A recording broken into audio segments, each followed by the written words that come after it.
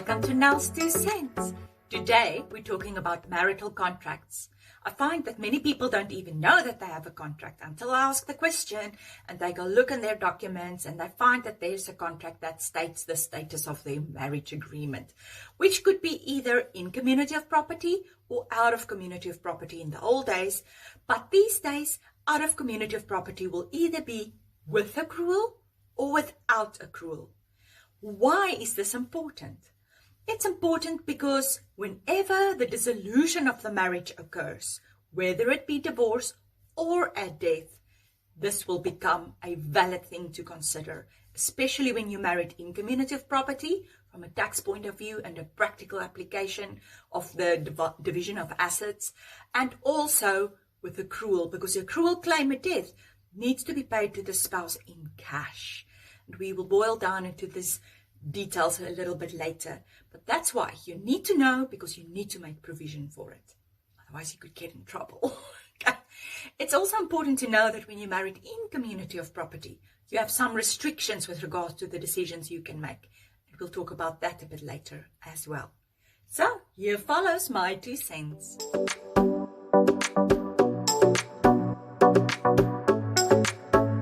So let's start with in community of property. When you're married in community of property, it means that you share everything. Everything that you own, half of it automatically belongs to your spouse. I find that many people get married without drafting a contract, which means it defaults to in community of property. In the previous years, laws change all the time about the defaults and if it's a customary marriage and things like that. So that's why I find that some of the older clients are married in community of property without knowing it. One, you won't be able to sign any contract without your spouse signing. You won't be able to make any decisions on sales and purchasing of assets, business agreements without your partner signing. And whatever happens to you from a creditor or a solvency point of view automatically happens to your spouse as well. So be careful for the in community of property status. This could be detrimental to your business. And if you pass away, that means that your estate is being divided, but not all the costs are shared. Most of them are, but not all the costs are shared. They apply each to their own estates.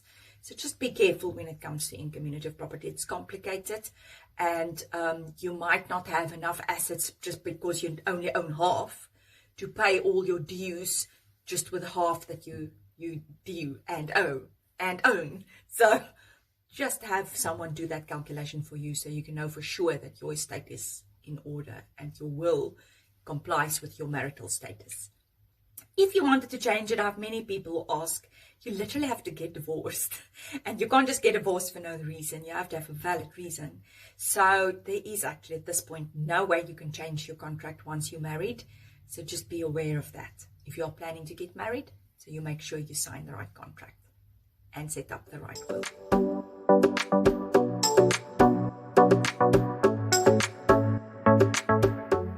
Out of community of property without accrual is the one most people use when they have their own businesses or they have an interest in a business, or when they get married and they have a large estate already. This is important to know that your spouse will get nothing from a claim point of view. They don't have a right to anything that is yours. Your assets remain your assets and you don't share them, and vice versa. So they don't have a claim in your estate. They might still have a claim under maintenance of the spouse and other things like a divorce order for the retirement annuities and the pension funds and things like that. But yeah, if you're married without accrual, what's yours remains yours.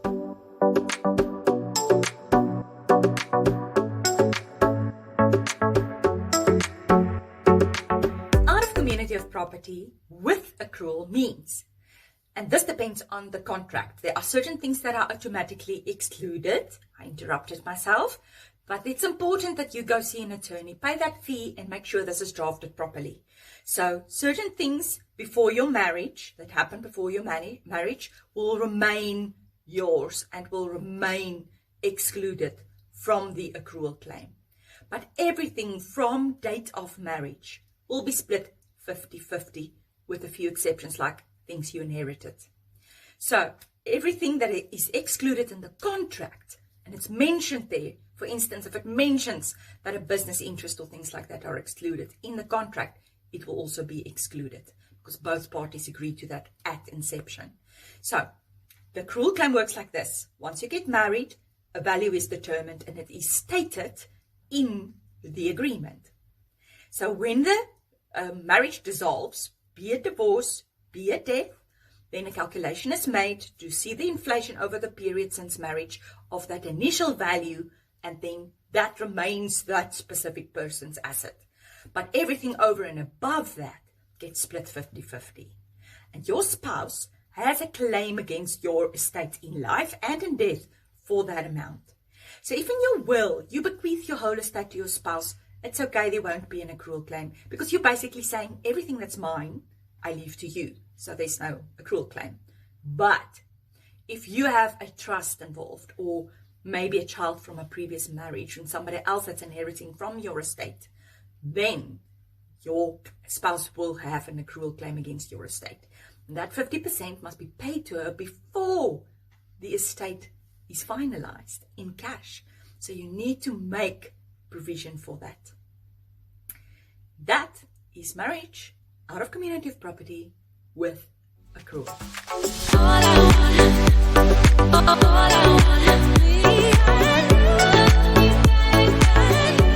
I have heard so many stories of where females come and sit in front of me after their husbands died, and they have no idea what's going on, and they feel overwhelmed, and they have no clue where to start, and they don't have enough provision, whilst they were just happily accepting the fact that their husbands have provided for them for the rest of their lives. Okay? And I don't say the husbands have to provide for the wives for the rest of their lives. That's not what I'm saying at all. I'm just saying that you, as a wife, need to know so that you are prepared and you know what to expect, what happens when your partner passes away. So make sure that you get involved. And this is why I want to talk to you specifically, Mrs. Female, Mrs. Woman. Take responsibility for your own financial planning. It's often not the husband that does not want the wife to be involved. It's often the wife that shows no interest. So I want you to please, 1, care a little, show some interest, be involved, own up, take responsibility. And the reason I'm saying this is that priorities are different. When people come and sit in a meeting with a financial planner together, the husband might be more interested in making sure there's enough retirement planning, whilst the wife would be more interested in making sure herself and the kids will be looked after when he passes away. So if I ask a couple, what are your priorities? The husband and the wife's priorities will often not be the same. And they need to discuss it to try and get that mutual list of priorities, where they're going to start, what they're going to spend their money on. And yes, sometimes it causes conflict, but it's worth having the discussion and being involved so that you both know what's going on. And yes, I'm assuming here that it is the husband that does the financial planning and the wife is the one that needs to show interest, but it's often the other way around as well. So for both parties, own up, show interest, make sure your priorities are attended to, and understand what you are involved in. Try and understand what this is that they're talking about, the products, how it works, what your options are, what your rights are, what your responsibilities are, what will happen when that person passes away. Try and understand it.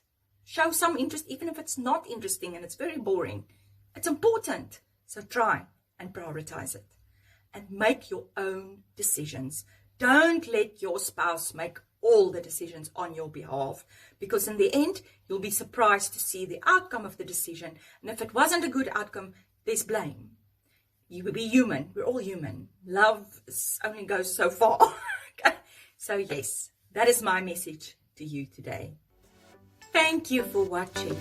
If you enjoyed, please like my video and subscribe for more of Nell's 2 Cents.